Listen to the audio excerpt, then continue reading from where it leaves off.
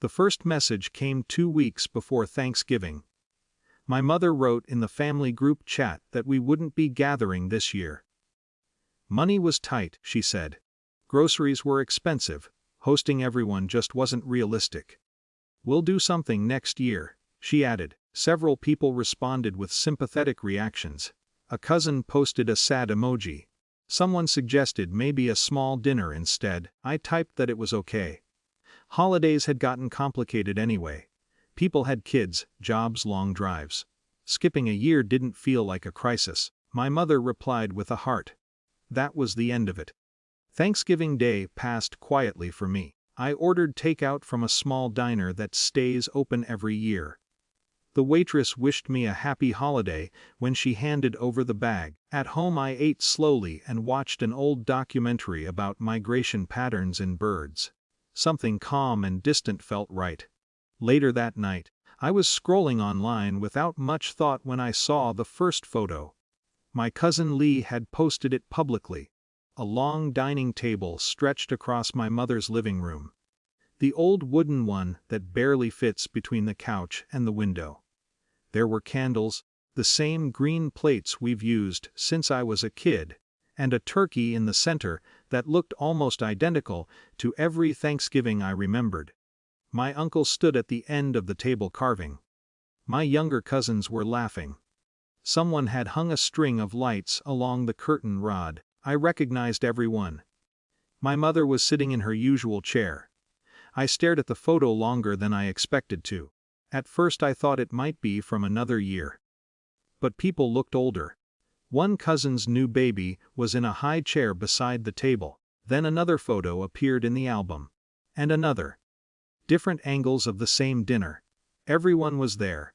Everyone except me. I didn't call that night. I closed the app and sat in the quiet of my apartment for a while. The feeling wasn't anger yet. It was more like trying to solve a puzzle where the pieces didn't quite match. The next morning I called my mother. She answered normally, like she always did. "How are you?" she asked. "I'm okay," I said. "I saw the pictures from yesterday." There was a short pause. "Oh, that," she said. "It was just a little thing. Nothing major. A little thing. Your uncle stopped by and then some people came over. It just sort of happened." I waited. "You said Thanksgiving was canceled." "Well, it wasn't really Thanksgiving," she said lightly. "It was just dinner." The explanation hung in the air for a moment. I imagined the table again. The decorations. The turkey. The entire family seated around it. "Right," I said. She moved on quickly after that, asking about work, asking whether I'd done anything special the day before. I answered politely. We ended the call after a few minutes. The strangest part wasn't the dinner. It was the way she spoke about it, as if the difference between a holiday and a little dinner was obvious enough that I shouldn't question it. Over the next few days I noticed something else. No one mentioned Thanksgiving in the group chat. No photos were shared there. The event existed online, but only if you already knew where to look. I didn't bring it up.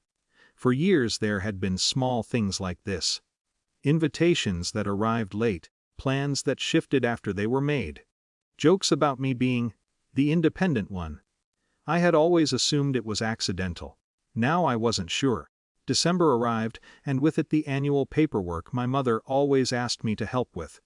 Forms, phone calls, small administrative things that the rest of the family avoided. I had become the unofficial organizer, simply because I was the one who didn't mind reading instructions carefully. Usually my mother would call and ask when I could come by to help. This year she didn't call at first. Then a message appeared in the group chat. "Does anyone understand this insurance renewal thing?" Several cousins replied with confusion. Someone said they'd look at it later. No one mentioned my name. I read the conversation and closed the chat. A few days later my mother called. "Did you see the message about the paperwork?" "I did. Could you stop by sometime this week?" Her voice carried the same casual tone it always had, as if the arrangement between us had never changed. I thought about the long table again. The candles. The chairs filled neatly around the room. "I think it might be better if you call the office directly," I said. "They're so difficult to deal with," she replied. "They can walk you through it." There was a silence I hadn't heard from her before. "Well," she said slowly. "Okay." A week later she sent another message. Apparently the insurance office required a meeting with a representative. Forms had been filed incorrectly. Deadlines had been missed. An appointment was scheduled with an agent who would review everything in person. For years I had handled those conversations before they reached that point. Now the process had moved beyond the family entirely. A few relatives began asking me quiet questions through private messages. Not accusations, just cautious curiosity. I answered simply, "I'm not handling it this year." No one argued with me. But the tone of the conversations felt different. More careful. Sometime in early January my mother texted me directly. "We should have dinner soon." It was a neutral sentence. No mention of Thanksgiving, no explanation attached. I looked at the message for a long time before replying. "Maybe later in the year." She sent a thumbs up. For the first time I understood something clearly. The dinner had revealed where I stood in the family. But stepping back had revealed something else too. The role I had quietly filled for years had been real. And now, without me in it, everyone could finally see the space it left behind.